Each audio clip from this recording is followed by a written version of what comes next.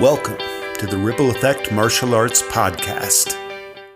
Hello, Ripple Effect family. This is Master Macy, and today I am here with Mrs. Ogle, Mrs. Davis, Miss Clark, and Master Bono, who are all moms of black belts and black belts or masters themselves. So thank you guys all for being here. I appreciate it.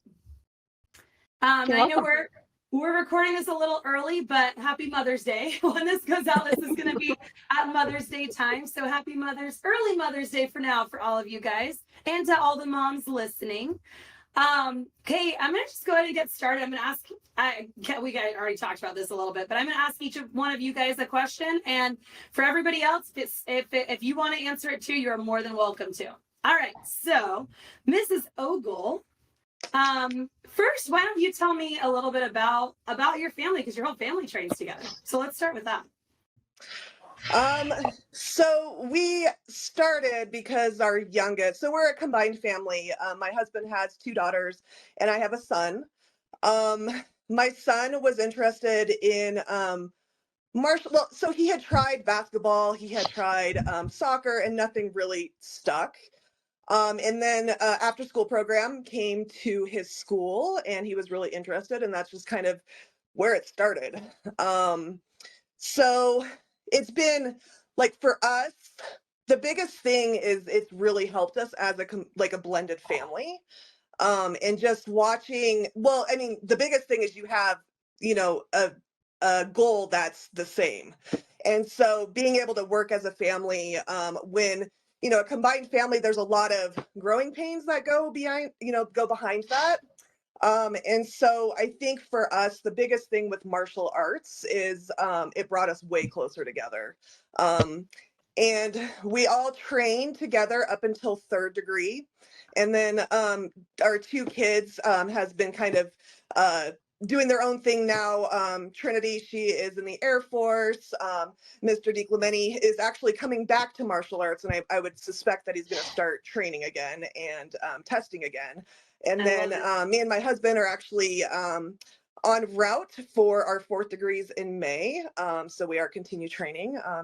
For us, our biggest journey is just the fact that it's brought us closer together as a family. I love that. Yeah, that's a cool perspective to share. We have the same thing with our family. That was very common ground. That was how Master Macy and I met, and it was really cool for all of our kids. Every time we have a family vacation, it's like we have a joke of like a bucket list of things that we do that happen every time. And it starts with, I create a group Spotify list, and the teenagers never add anything to it. And then another thing that's on their bucket list is that at some point we end up sparring. The whole family ends up at some point sparring wherever we are. But it's a really cool way to bond, and that's a good perspective, that as a blended family, sometimes those are hard to come by, and sometimes there are other obstacles, and sharing a common goal, that's amazing. All right, Mrs. Davis, why don't you tell us a little bit about your family and the training? Yes, ma'am. So we at Middleburg Martial Arts, my son had just transferred to Middleburg Elementary, and they had like a carnival fair, and we had walked by, and of course they said, come spin the wheel. And so we were there and we did the summer program, and about 2 weeks in, my son was hooked. That is what he wanted to do. There was no turning back. He was very, very committed pretty much the entire time he trained. And about 9 months later, we had January, which was Families Train for Free, and he begged and begged and begged to get me on the mat, and I did. And at the end of the month, the program director, she was like, I'm just going to need you to sign this agreement. And probably if it wasn't for her shoving that in my face and just saying, no, you're going to do it, I probably never would. But my husband was at that time starting to deploy a lot, so he was gone. And it really helped us as a family is to have our second family at karate. I don't really know how that would have looked if we wouldn't have had that outlet. So it did help him, and he loved it, but it also helped me just having that community of moms that I grew so close to. And then we ended up testing for our first degree together. He went on to other things as he got busy in high school and got really into music and band, and now he's in college, and I went on to my second degree, and now I've been working here for almost 6-7 years. So it truly has changed both of our lives. I think for him, he was really working on confidence, and I tell everyone when you meet him, you'll think I'm a big fat fibber because he's way confident now. But I just think really it just changed us completely, and I'm very grateful. I love it. And I've heard you tell a lot of parents on the sidelines, you're going to regret not starting right now, right? And like giving your kid that little bit of a head start. I also think it's pretty cool because I saw kind of firsthand with you when you started training, it was solely for Connor, right? Like you're like, he wants to do this so bad, and I'm already here, so why not just jump on the floor and do it with him? It'll be something fun to do together. But I really watched it become something for you as well. And I think that's something that sometimes it's hard to find for us moms, right? So I love it. All right, Mrs. Clark, what about you? Let's see. We had just moved to Colorado. I don't know, we'd been here for a few months. My husband had, speaking of deployment, it just made me think of it. He had deployed shortly before we moved here. And our oldest was in 3rd grade and kind of having a hard time with, dad had been gone for the 6 months prior, and it was another new school and having to make new friends again. We were at, I think it was Taste of Fort Collins, and the kids spun the wheel and won 2 free weeks in uniform. And so, that was it. We went, and it did. And so, Clark had been asking to do martial arts for a while. And it was kind of like, where did this come from? And so I was like, all right, well, let's go try it out. They loved it. So we signed them up. Couple months went by, and they signed up for, back then we had Black Belt Club. So they committed to going all the way to Black Belt. And my husband and I kind of looked at each other and like, all right, if we're going to have to be here twice a week for the next 4 years, we may as well do it too. And like you were just saying with Mrs. Davis, I honestly did get out on the floor for my kids because I was like, I can't help them practice if I'm not learning it too, and I want to help them succeed in this. But by the time we got to Black Belt, I was there for me, and earning that Black Belt for me. And so all 4 of us earned our Black Belts relatively close to one another. And then Clark and I left the boys behind and earned our second degree. So it's been it definitely pushed me out of my comfort zone. And I saw it push my kids as well in ways that they really needed, that I may not have even realized that they needed.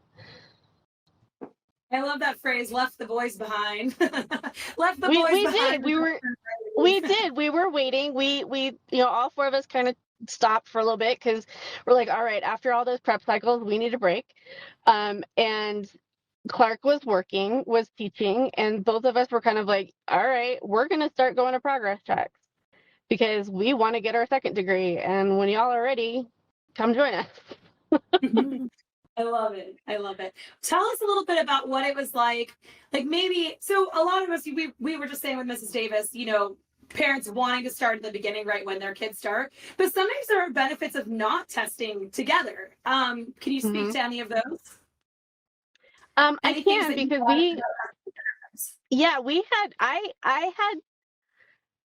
I had a lot of challenges, like mom challenges, because so we went through our high brown belt prep cycle, and we went to our, all 4 of us were doing it. We went through our test, and Reed didn't pass and had to do prep cycle again. And so, we had to kind of talk about, well, do we wait and let him do his prep cycle and then we all do conditional together? Do we go through prep cycle with him again? And our prep cycle coordinator at that time, he's like, no, he needs to do this by himself. And so I had this picture in my head of all 4 of us being on stage and getting our black belts together, and what a cool thing that would be. And so I really kind of had to step back and be like, okay, we're, what's best for everyone involved. And so to step back and really, because I really did have to go hands off because we had prep cycle at the same time. So we would drop Reed off at High Brown prep cycle and we would go to our prep cycle. And so it was very much like, all right, you've got to take care of yourself and you've got to do it. And my mama heart just grew 10 times when we were at the black belt test, and I had so many adults come up to me and say, Reed has grown so much in the last 6 months. He did, he's done awesome in this prep cycle. And I was like, all right, that's the best thing we could have done for him, was basically, Well, throw him in the deep end and throw him in the deep end and learn to do it yourself instead of having us be like, hey. And it was good for us too. Together, you get to cheer each other on differently, right? Like there's that, get to celebrate each other too. I love it. Exactly. All right. And then it was weird. It was weird when he did his second degree prep cycle, because I was a mom on the sidelines and I had not had that role before and I didn't like it. This is weird. This isn't right. It was really weird to be on the sidelines and not be out on the floor. Yeah. All right, Master Bono, tell us a little bit about you and your kiddos. You're not kiddos anymore, but I still think about kiddos. Yeah, they're not kiddos anymore. They'll always be my babies, but they're not kiddos. So the first time we stepped into Middleburg Martial Arts was for your brother's birthday, right? Yeah, and they were in like third grade, right? I think first grade. Oh my gosh, Mara and Joey were in first grade, yeah. Or kindergarten. Yeah, it was his kindergarten birthday party, both at times. And, she had talked about dance and Girl Scouts before that, but we never signed her up for anything. Got the deal 1 month, 2 weeks. I don't even remember what it was, but she went for a while. But then she kept talking about it, I want to sign up. I want to sign up. I want to sign up, like over and over. We thought she would forget about it and drop it. She never did. So it didn't happen. She was hooked from the beginning. So, I think the difference with me is by the time I stepped on the mat, I wasn't doing it for her. I mean, I had been there enough. It was like maybe 18 months after she started. I went to the anniversary party. You did your earn your white belt class. That's when I joined, and because I'm like, I had been watching her for a while. Not the first 9 months though, because I would drop her off and leave because she saw me and she'd cry. She was, lots of anxiety, still has it. So, but it's done a lot for her. So, but yeah, I did it for me. I realized how much I liked it. And I kind of, even though it was something that my kids and I did together. My husband was never involved, but something my kids and I did together. And it will always be like really important for us. To this day, on Tuesday nights, when I leave the studio, I'm there every Tuesday. That's my night I'm there. I call one or both of my kids on the way home every single Tuesday. I didn't know that. Yeah, every single Tuesday, because some of the best conversations we've ever had were to and from karate on Tuesdays and Thursdays or whatever day we were going. It was, it was parental, but it wasn't just parental. There were some of the most important conversations we've ever had too, in that time, and we've carried it on. And, I have one in Kansas, one in Missouri.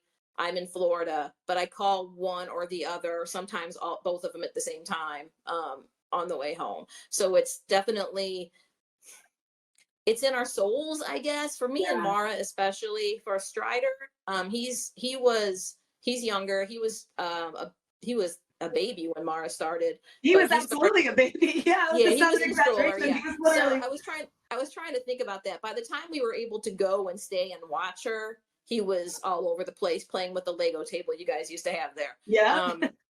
And getting yelled at by Lionel for crawling on the chairs, so. But I ended up testing before Mara, so she was a green belt when I started, and I passed her up and tested. I was very surprised when I was, Master Lappin came up to me and said, "You're testing." I'm like, "Oh, okay." I was gonna wait, but yes, ma'am. I did wait for her for second degree, so I went a little bit longer before second degree so we could test together. But so for second and third degree, we tested together. Strider kind of came up behind us. He beats to his own completely own drum. It took him 12. He started when he was 4, and he didn't test until I don't know. I think it was 12 years. I really Yeah, think there he was one 16. belt he sat at for a long time too. Oh, there were lots of belts he sat at, but he went to 3 black belt camps.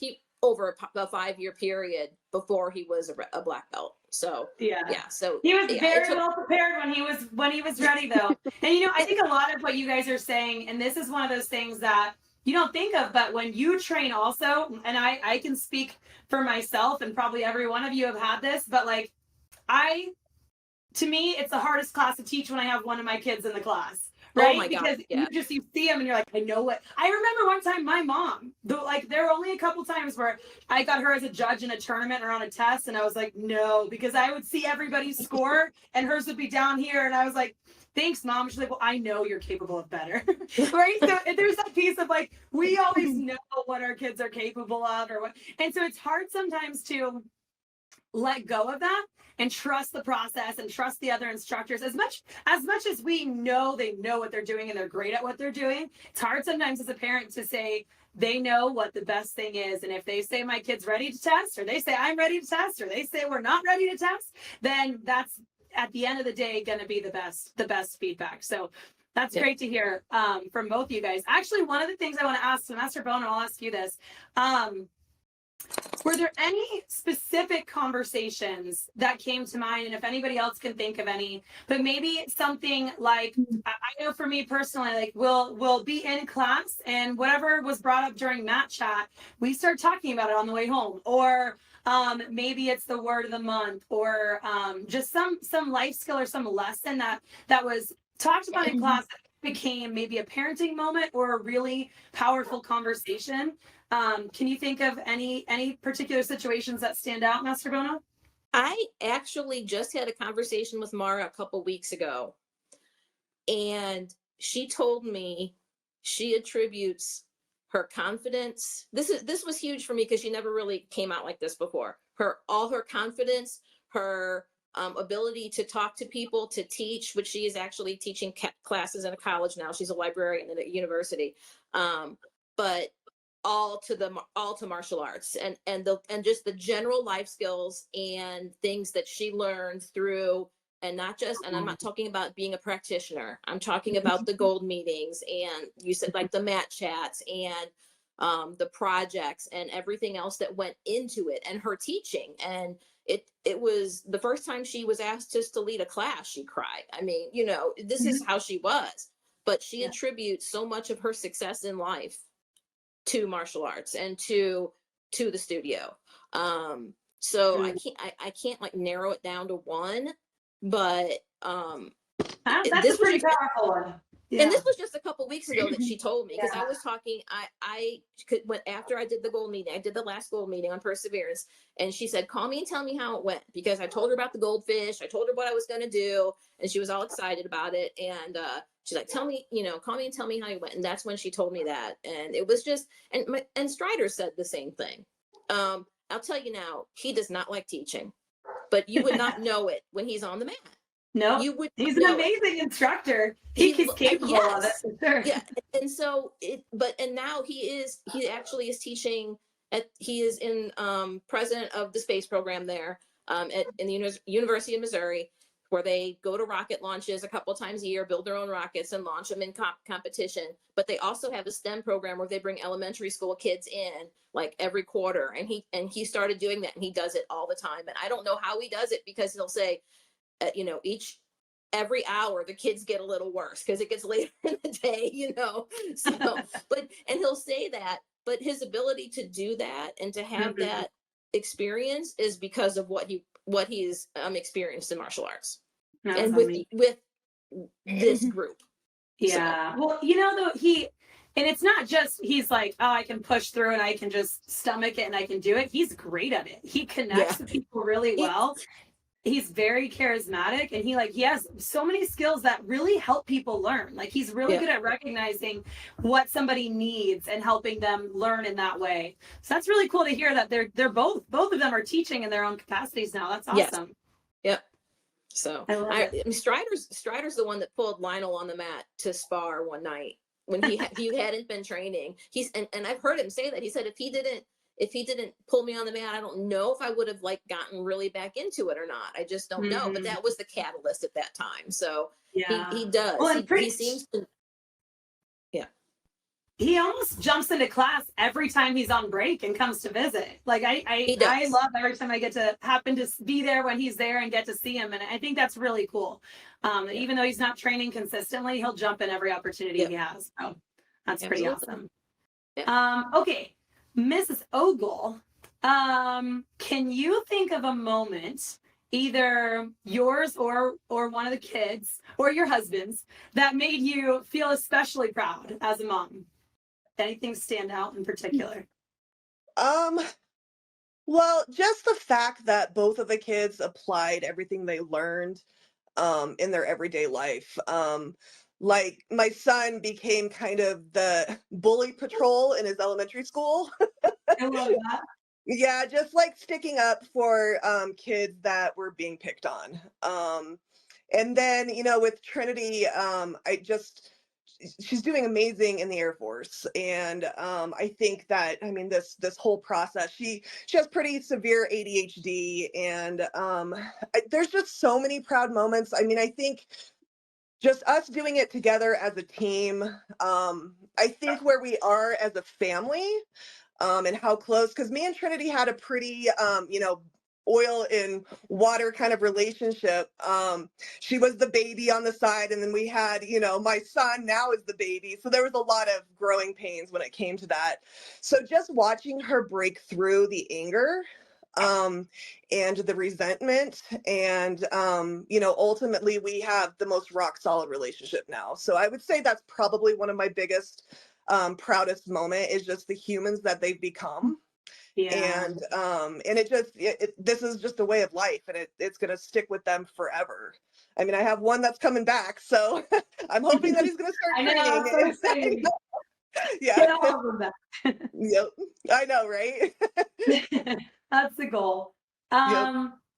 All right, Mrs. Davis, Mrs. Clark, all of you kind of did anything come to mind for you guys as they were talking about those, either maybe kind of a life skill conversation at home or a really proud moment that stuck out? Mrs. Davis, you kind of Absolutely. I think well, several things, but one that really came to mind is because if you know my son, he's one of those kids that's black and white. Like coming up, and Master Macy knew this, like he didn't understand why kids acted out because the instructor was telling us to do this. So that's what you're supposed to do.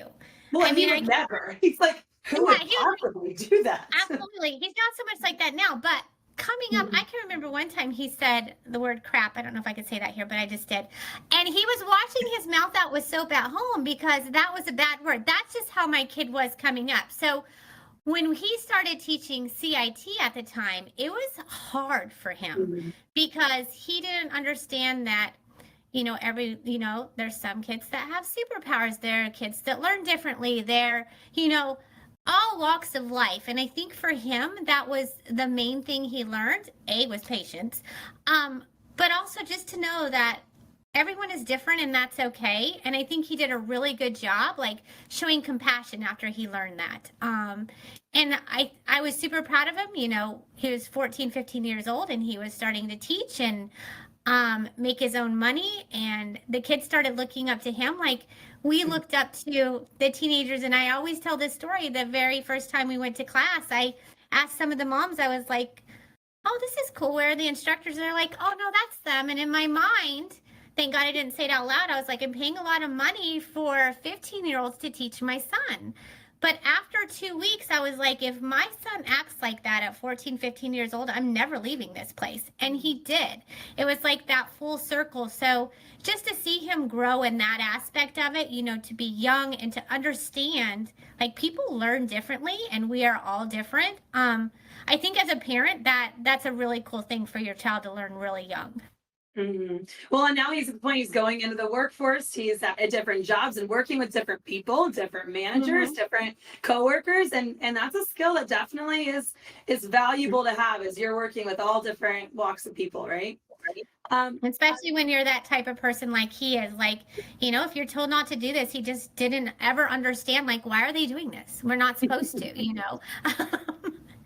in the sweetest way too. I remember, 9-year-old Connor like would never not be giving 100% or would never move. Like as a white belt, would never move when he was in his stance. It was pretty impressive to see. All right, Mrs. Clark, what about you? Any specific moments or like conversations at home or moments on the mats that stand out to you?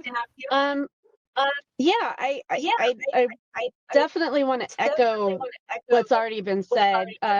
Clark, Corvus, when they first started, they really latched on to one of the junior instructors at that time and just swore up and down that they would never be a junior instructor. So I could never teach. I could never get in front of all of these people and teach. And watching that self-confidence grow is just, they became a junior. Now they're a certified instructor. They want to go into education. They're encouraging others to become junior instructors. It was just amazing. Times when I would get frustrated, they're just like, Mom, no, we're where we're supposed to be. Trust what's going on. I agree with what's happening. I'm like, oh, okay. And then with Reed, I tell this story a lot, and I'm sure he loves it when I tell it. When he did fail his one progress or his one black belt test, he was really upset. And I told him, I said, you want a black belt, right? He's like, yeah. I said, well, I can go on Amazon right now and I can buy you one. I can literally buy you a black belt off of Amazon. It'll look exactly like everybody else's. Do you want me to do that? No. Well, why not? Well, because I wouldn't have earned it.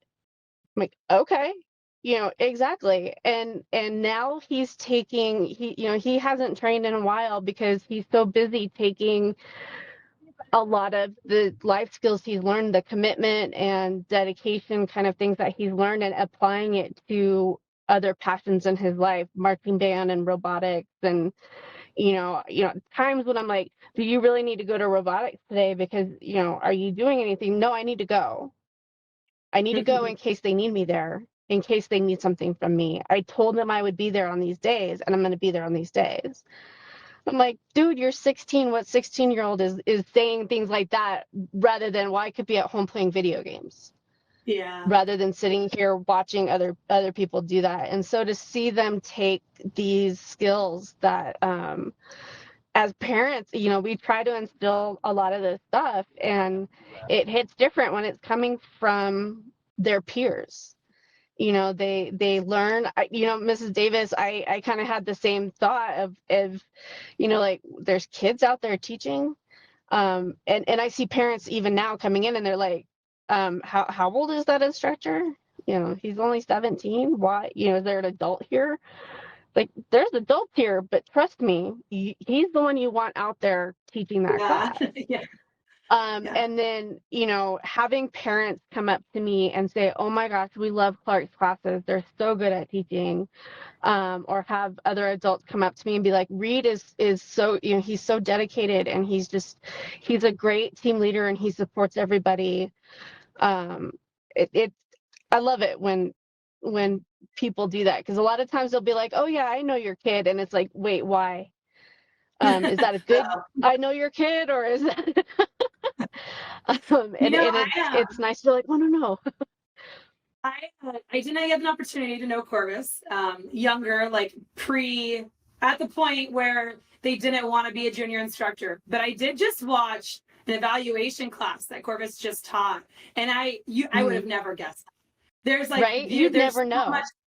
Her ability to connect and just really inspire and motivate the kids, and being able to work with a family that they didn't know. Like, that's something that we kind of take for granted. It's one thing to have somebody go teach somebody they've known in the karate school for years and years and years, but going to teach somebody in their very first class when you've never met the parents, you've never met the kid before, and Corvus just did amazing. Master Bono has a degree in education too, so if you want somebody for Corvus to talk to as they're going through that route, that'd be a good person. All right, I'm gonna ask one more question just for funsies. It's gonna be really quick. If you were to test for your next belt and it was gonna be any color in the world, what color would it be? And why? Mrs. Ogle, you go first. Black with 4 bars on it.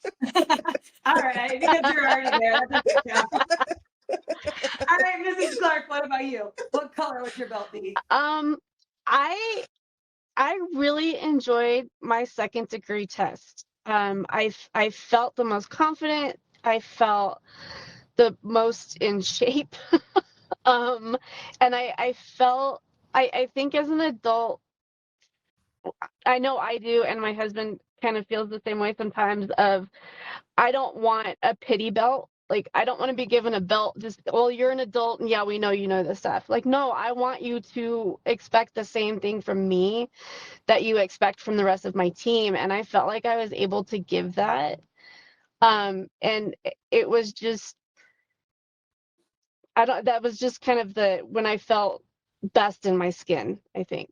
Yeah, I'm really proud of that one. What color for you, Mrs. Davis? Oh, you're muted.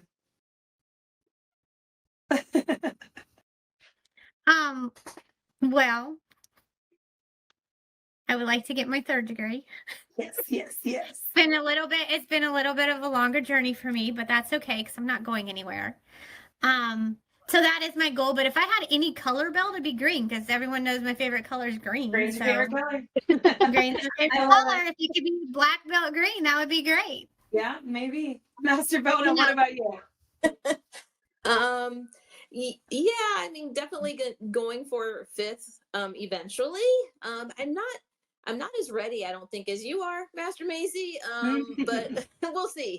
I did have to check the box that if they asked me, would I accept? I've never seen that on the application before, so I don't know if it's been on there. I noticed it on there too. Yeah, so I'm like, I'm gonna say yeah, but Yeah. I know they're not gonna ask me this year, so it's okay. My favorite color is blue also, but I think I would do a dark blue, not like midnight blue, but dark blue, because there are things that I've gone through in life that's been harder than anything I've done on the mat or on the floor, and that would represent that. So the fact that I'm a survivor, I want that. I would like that blue belt. Yeah, I should be very proud. And you know what? That ties into a lot because when you were invited to Masters Camp, you were still very much so still recovering. And you still, that is such an incredible story of perseverance though. You went and you tested and you kicked butt that whole weekend, and then you rocked the next year. You came back 10 times stronger, and it was just really cool. So I one day will find a way to get you a blue belt. Yeah, that was different than our other blue belt. All right, Yep. well, on that note, thank you again, all of you guys, for your time and for sharing some pretty cool stories. And happy Mother's Day. Same to you, ma'am. Thank you. Thank you for listening to the Ripple Effect Martial Arts Podcast. Find podcasts and more at rippleeffectmartialarts.com.